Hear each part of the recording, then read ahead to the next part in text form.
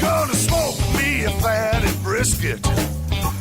Welcome to BarbecuePitBoys.com. Today we're grilling up some Barbecue Pit Boys chocolate chip cookie cheeseburgers at the pit, and it's real easy to do. All right, you're going to need some ground beef for this recipe. You're going to need some seasoning like some SPG. You're going to need some chocolate chips.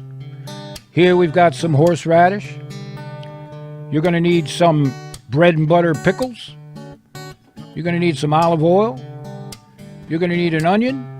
And you're going to need some butter, and you're going to need some cheese. Simple enough, and it's real easy to do, just like I said. All right, now, if you've never had chocolate chip cookie cheeseburgers before, you're missing something out of your life. This is some good eating at the pit, and the kids of all ages will be lining up. You got to check this out. So now, we've put in the bowl 1/2 pound of ground beef, and to that, we're adding about a tablespoon of SPG seasoning. And we're going to add a 1/2 cup of chocolate chips. Now, you can use the dark chocolate or you can use the sweet. It's up to you. Here we've got about a tablespoon of horseradish going in, and that is optional. That'll be pitmaster privilege. And you're going to give it a little mix. I told you it's going to be easy to do. Yeah. Oh, man. Chocolate chip cookie cheeseburgers. They're outrageous. You can't make enough of them. Now, we're going to form a burger, of course. You know all about that, right? So we got a 1/2 pound of meatball here. And just in case you missed it or went to the refrige, we'll show you how to do it again. Perfect. Now that's a burger, 1/2 pound burger. Again, add your SPG, or at least some salt and pepper. Add a 1/2 cup, more or less, of your chocolate chips. Add some of your horseradish. That kicks it up a bit, a little background heat. Never enough chocolate chips, right? Give it a mix. You want to make sure the cookie dough is well blended, of course. Now, for those of you who don't know, you can find your chocolate chips in the baking section of your grocery store, right? But most of you know that. Take a look at that. Now, a lot of you like to eat your cookie dough, but nah, this is ground beef. You want to cook it first. And yeah, chocolate and beef go together. They pair well. Perfect. Take a look at that. Now you're going to need some onion with this, and we're going to use it as a topping for our chocolate chip burger. So we'll chop up the onions, add a tablespoon of butter, a little shot of olive oil, and we'll fry them up. Simple enough. Now, as a pitmaster, you could use what condiments you like when serving up this burger. All right. Onions are sauteed. The chimney is fired up. And we're going to be grilling this opposite the hot coals, indirect. You know all about that. We got our temperature where we want it. About 325 to 350 degrees. We're cooking indirect. We want full control over this heat. So in a way, we're kind of baking this. This allows everything to come together and not fall apart if you're over the direct flames. All right. The onions are done. Again, I told you this was going to be simple, right? And there's nothing like a Choco beef burger, I am telling you. Ooh. Perfect. All right. Again, we're almost 3/4 way through this. You want to cook it to an internal temperature of about 160 degrees Fahrenheit. It is ground beef. If you grind your own beef, then you can go maybe 140, 145. All right. Now, In the miracle of time, these chocolate chip cookie cheeseburgers are cooked, so we're just going to toast up some buns. It won't take long. Oh, man. Oh, man. I hope you went to the fridge for a cold one and into the cupboard for some peanut butter, because this one's driving me crazy. All right, so we're toasting the buns just a little bit, again indirect so you don't burn the buns. And we're going to layer on some of these sauteed onions right on top. Now again, it's pitmaster privilege. Choose what you like. All right. Oh. Then we're going to add a couple of slices of sharp cheddar cheese. Use your favorite melting cheese for this, right? There's some great cheeses out there. So we'll just use a couple slices of each. And just let it melt. Only takes a few minutes. All right. Oh, man. I hope you're ready for these chocolate chip cookie cheeseburgers, man. I'll tell you what. They're already lining up. They're already lining up. They're on the other side of the fence. But they're coming. Now, we'll put a little mayo. Use what you like on the bun.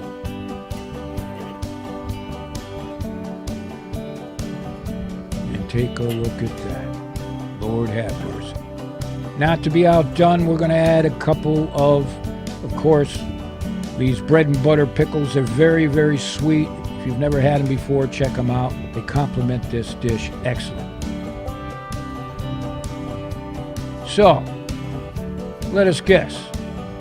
This is the part where the pitmaster is going to eat it in front of you, and he's not going to apologize, and you can see why.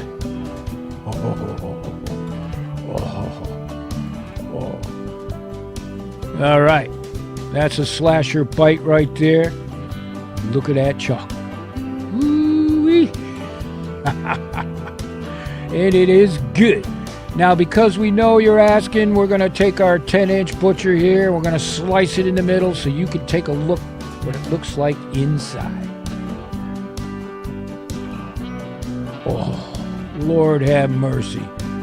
Look at that chocolate melt inside. All over. Are you kidding me? So, to get this recipe, head on over to our website, and the next time you're looking for a recipe for your pit, check out barbecuepitboys.com. Gonna smoke me a fatty brisket. I got my barbecue shoes on. Gonna smoke me a fatty brisket. Got my barbecue shoes on. Got my natural case and got the hogs on the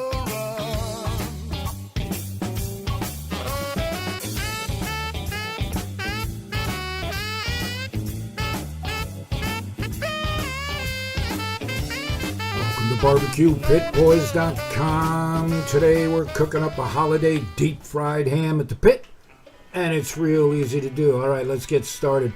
What we're doing here is we're setting up the deep fat fryer. All right, some call these turkey fryers, but boy, they work real good on a ham, and we're going to show you how to do it. Right, so we've added some veggie oil to the pot, set up the fire, and we're going to bring it up to about 340 to 350 degrees Fahrenheit. Oh, man. Now, we want to inject the ham. And so for this recipe, we've got ourselves some creamed horseradish, cream-style horseradish, right? We don't want the lump or natural horseradish in this. And to that, we're going to add maybe a half a cup of wine, maybe more or less. You can see the exact recipe on our website, barbecuepitboys.com, of course. Now here we have some pineapple juice. About a cup's going in. Give it a mix. And we're going to inject the ham with this. All right. Now here's the ham. This is what they call a whole ham, right? And you can see it's got a good layer of fat on it, the skin. This is what you want. You don't want a spiral cut ham or a half ham or a butt ham or a shank ham. You want a whole ham like this. And these are cured, right? And all we have to do is bring them up to temperature. So now, we're going to inject this ham, like I said. And you hit it all around the ham. Now, why do we want to inject it? We're going to add, obviously, some flavor and a lot of moisture. All right.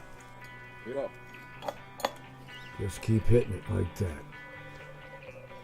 Now that horseradish flavoring with the pineapple juice, a little bit of wine. This is going to be some good eating at the pit. Just keep hitting it. Oh man, it's going to be good. All right. Now, if you've never had a deep fried ham before, you definitely got to check this out. This is some good eating. All right, now we're going to take our old hickory 10-inch butcher and we're going to find our way an easy shot through this ham. And this is bone in, of course. And that's the perfect spot right there. I'm going to take our hook for the deep fat fryer, place it in. All right. Oh, man. Perfect. Now we'll wipe this ham down pretty good. Of course, one of the hazards of deep fat frying is moisture. You don't want any water or liquid on the outside. If possible, it keeps down on the splatter. But you know all about that. And you want to drop it in the oil very slowly. All right? And this prevents any huge amount of splattering, which of course could hurt. You want to be very careful about these deep fat fryers.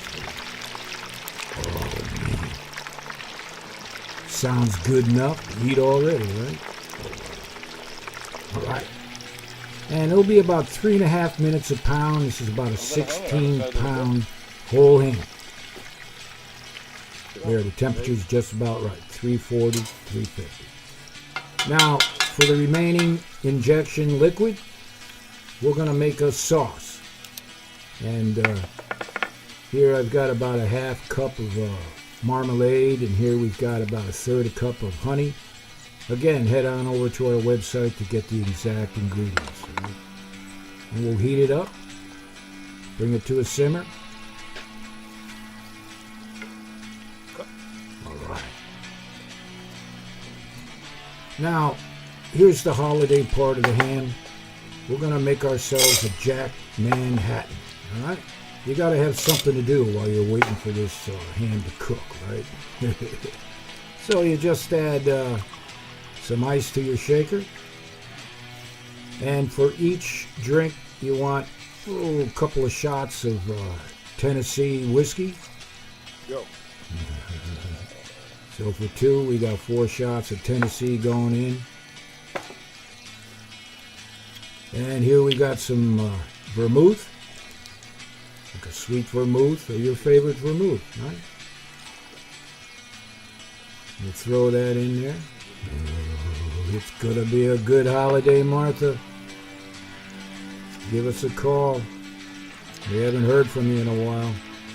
And here we've got some bitters. A few drops of bitters will make it perfect. Give it a stir, not a shake. Right? You probably know all about these Jack Manhattans now, don't you? All right.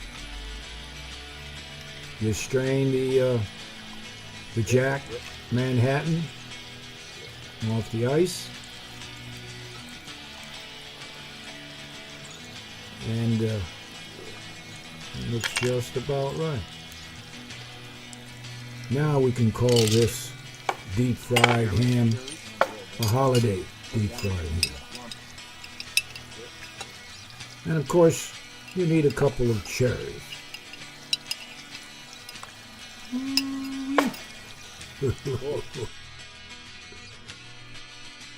And a big toast for the holiday, whatever holiday you got going on. Thumbs up. Whoa. Perfect.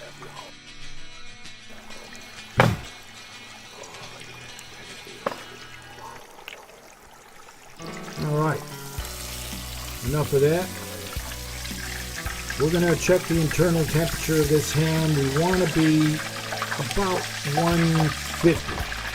Anywhere from 145 to 160 is real fine for these hams. And we got it just the way we want it. Oh, man. Now, the reason why you want a whole ham with all the with the fat on is because it creates this great crust. Oh, look at that. You can hear it, right? That's perfection right there. The fat and crusty bark kept all that flavor and moisture on the inside, as you can see. Look at that. Lord have mercy. We got the hogs on the run, right? Barbecue shooters. Look at that. You can see the moisture in there. You got that wonderful tasting bark, right? Oh